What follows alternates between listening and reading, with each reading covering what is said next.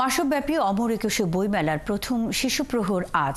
এই দিন সকাল থেকেই শিশু কিশোরদের নানা আয়োজনে মুখরিত হয় বাংলা একাডেমি প্রান্তর। সকাল 8:30টায় শুরু হয় 1 থেকে 15 বছর বয়সী শিশু কিশোরদের চিত্রাঙ্কন প্রতিযোগিতা। নতুন বাংলাদেশ বিনির্মাণে শিশু কিশোরদের ভাবনাকে প্রাধান্য দিয়েছে বাংলা একাডেমি। ক, খ ও গ 3টি বিভাগে বিভক্ত শিশুরা তাদের বাংলাদেশ নিয়ে তাদের ভাবনা তুলে ধরে রং তুলির আঁচড়ে। অধিকাংশ ছবিতে প্রাধান্য পেয়েছে জুলাই অভ্যুত্থানের চিত্র। কেউ তুলে ধরেছেন শহীদ আবু সাঈদের আত্মত্যাগ, কারো ছবিতে আছেন পানির বোতল হাতে মুগ্ধ। এর ভেতরে ভিন্ন এক ছবি দেখা যায় 4-5 বছরের একটি শিশুর হাতে। ছবিতে দেখা যায় কয়েকজন হাসিনাকে দড়ি বেঁধে টান মারছে ফেলে দিতে।